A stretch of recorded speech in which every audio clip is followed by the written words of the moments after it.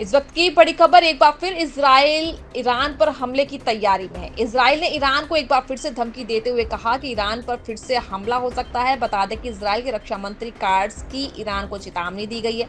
अगर ईरान का परमाणु कार्यक्रम नहीं रुकता तो इजराइल की तरफ से हमला किया जा सकता है। इसी के साथ उन्होंने कहा कि यह हमला गाजा से 100 गुना ज्यादा बड़ा होगा। वहीं ईरान में इंटेलिजेंस ऑपरेशन को भी तेज किया जा रहा है। तेजी से बम शेल्टर बनाए जा रहे हैं, लेकिन लगातार ईरान और इजराइल एक दूसरे को धमकी दे रहे हैं। सीज फायर होने के बावजूद भी दोनों में जंग लगातार जारी है। आपको बता दें कि ट्रंप ने जो दावा किया कि वो ईरान पर से कुछ प्रतिबंध हटाने पर विचार कर रहे हैं, लेकिन ईरान की प्रतिक्रिया के बाद उन्होंने बहुत सारे प्रयास बंद कर दिए। दूसरी ओर ईरान ने इन दावों को खारिज करते हुए कहा कि वो अमेरिका के साथ किसी भी तरह की बातचीत फिर से शुरू नहीं करेगा। इसी के साथ ही आपको ये भी बता दें कि ईरान और अमेरिका के बीच तल्खी अब जुबानी जंग तक पहुंच चुकी है और इस बार निशाने पर है अमेरिका के राष्ट्रपति डोनाल्ड ट्रंप का वो निकनेम जो उन्होंने खुद नहीं बल्कि दूसरों से पाया। ईरान के विदेश मंत्री अब्बास अराक्ची ने इजराइल पर हमला बोलते हुए कहा कि वह ईरानी मिसाइलों से बचने के लिए डैडी के पास भाग गया। यह डैडी और कोई नहीं, ट्रंप खुद हैं, जिन्हें हाल ही में नाटो समिट में इसी उपनाम से पुकारा गया था। दरअसल ट्रंप ने इजराइल और ईरान को लेकर गुस्से में लाइव टीवी पर अपशब्द का इस्तेमाल किया था, जिसकी आलोचना अब ईरान कर रहा है। अराक्ची ने अमेरिका को चेतावनी दी है कि अगर उसकी भाषा में सुधार नहीं हुआ तो ईरान अपनी असली ताकत दिखाने से पीछे नहीं हटेगा।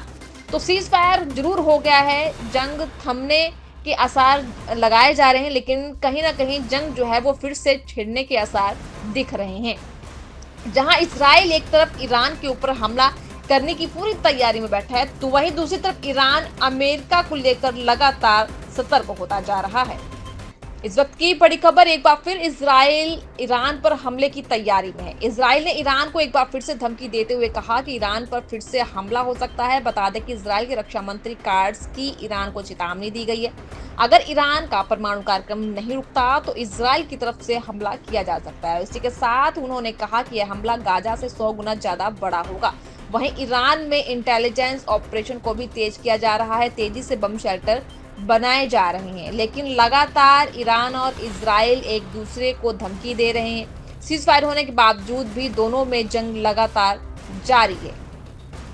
आपको बता दें कि ट्रंप ने जो दावा किया कि वो ईरान पर से कुछ प्रतिबंध हटाने पर विचार कर रहे हैं, लेकिन ईरान की प्रतिक्रिया के बाद उन्होंने बहुत सारे प्रयास बंद कर दिए। दूसरी ओर ईरान ने इन दावों को खारिज करते हुए कहा कि वह अमेरिका के साथ किसी भी तरह की बातचीत फिर से शुरू नहीं करेगा। इसी के साथ ही आपको ये भी बता दें कि ईरान और अमेरिका के बीच तल्खी अब जुबानी जंग तक पहुंच चुकी है और इस बार निशाने पर है अमेरिका के राष्ट्रपति डोनाल्ड ट्रंप का वो निकनेम जो उन्होंने खुद नहीं बल्कि दूसरों से पाया। ईरान के विदेश मंत्री अब्बास अराक्ची ने इजराइल पर हमला बोलते हुए कहा कि वह ईरानी मिसाइलों से बचने के लिए डैडी के पास भाग गया। यह डैडी और कोई नहीं, ट्रंप खुद हैं, जिन्हें हाल ही में नाटो समिट में इसी उपनाम से पुकारा गया था। दरअसल ट्रंप ने इजराइल और ईरान को लेकर गुस्से में लाइव टीवी पर अपशब्द का इस्तेमाल किया था, जिसकी आलोचना अब ईरान कर रहा है। अराक्ची ने अमेरिका को चेतावनी दी है कि अगर उसकी भाषा में सुधार नहीं हुआ तो ईरान अपनी असली ताकत दिखाने से पीछे नहीं हटेगा। तो सीज फायर जरूर हो गया है, जंग थमने के आसार लगाए जा रहे हैं, लेकिन कहीं ना कहीं जंग जो है वो फिर से छिड़ने के आसार दिख रहे हैं। जहां इजराइल एक तरफ ईरान के ऊपर हमला करने की पूरी तैयारी में बैठा है, तो वहीं दूसरी तरफ ईरान अमेरिका को लेकर लगातार सतर्क होता जा रहा है।